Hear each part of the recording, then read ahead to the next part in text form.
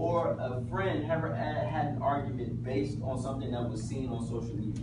So if that's the central question, the anecdote is your answer. The anecdote is your personal experience. You'll say, yes, I have experienced, I have had an argument, or I have seen someone have an argument on social media. That's an anecdote. That's all it is. It's just you telling a personal story of someone's experience. Okay? So, yesterday we saw the spoken word somewhere in America, right? That was an example of an anecdote. So they were telling the story of their or somebody else's personal experience. So we have central question, anecdote. Now we have statistics. Can someone read the definition for statistics? Are factual information presented as numbers. All right. So how do you know if something is a statistic or not?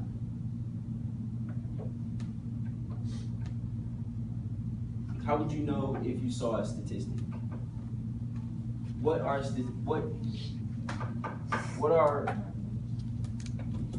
it's right in the definition, right? It's numbers, right? Yeah. Okay, why is that important? To know the information that being told. To know the information that they told you, okay? Are statistics true or false? True. Why are they true? Because they're based on facts. They're based on facts. Would an anecdote be a fact? Yeah, because it's a personal story.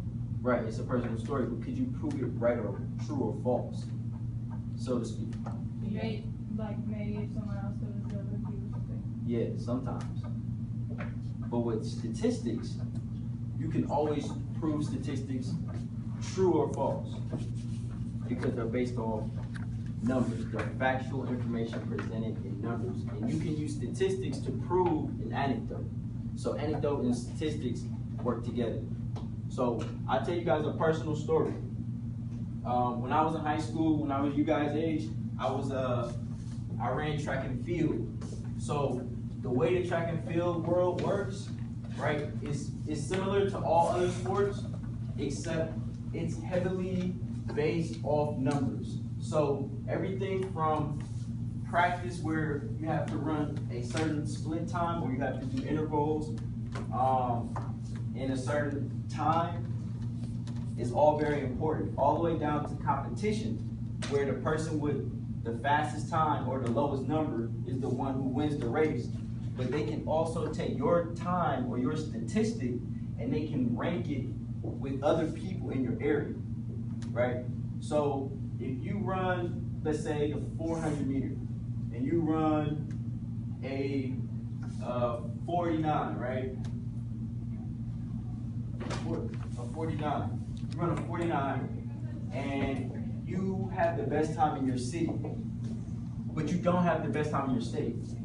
The best time in the state is a 47, right? So let's say you train really hard and you run a 47, so now you have the fast time in the state. But the fast time in your state region is a 46.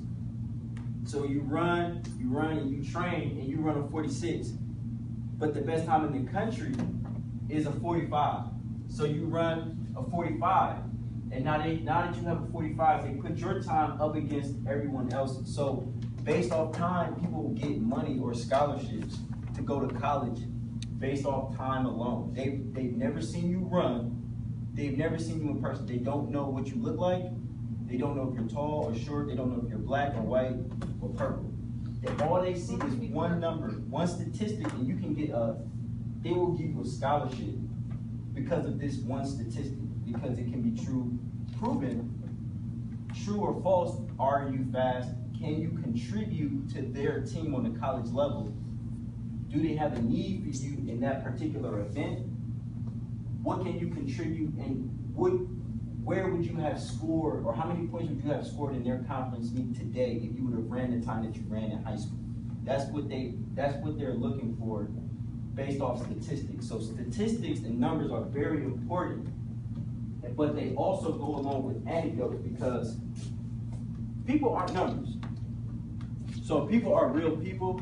So the number that's attached to the person is not who that person is, but it can be used as a way to back that person up as far as what he's able to contribute, or what someone's able to contribute, or to prove if something is true or false. So yesterday we had an article on ivory, remember, where it said that there were 500 elephants left in Africa, while 50,000 elephants are killed every year.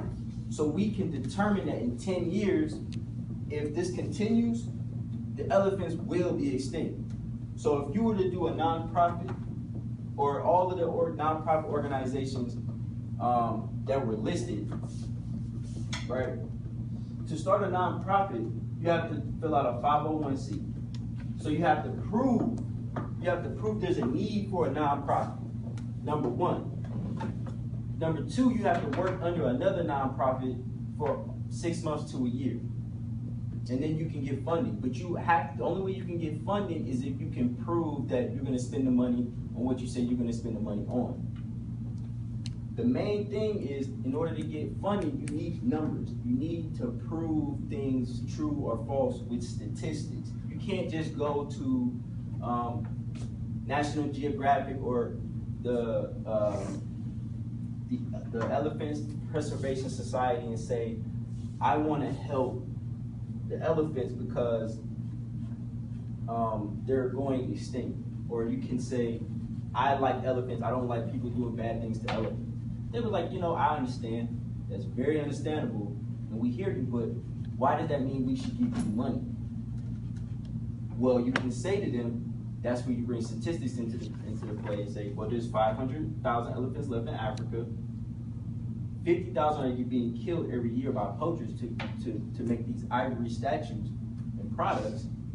In 10 years, guaranteed, 2015, there will be no more elephants in Africa. Do you want that? They say no. All right, we'll give you money to help preserve the elephants. And then boom. So that's why statistics are important. So how to distinguish between fact and opinion. So when we are reading through the text, a statement of fact can be proved true or false, right? A statement of opinion is what someone believes or thinks. Words that give you clues that a statement is an opinion are believe, like, and should. So when you see those words, you can most of the time, 9 times out of 10, say that that's an opinion. That's someone's opinion. So on your graphic organizer, does everyone have the definition for central question, anecdote, and statistics? Raise your hand. Did you guys write that in your graphic organizer? Did you write that in your graphic organizer? Okay. So did everyone write an example of an anecdote in the graphic organizer? All right. Well, I'd like you guys to take this time. I give you guys 5 minutes to fill out the first page of your graphic organizer. And I'll be coming around to help out.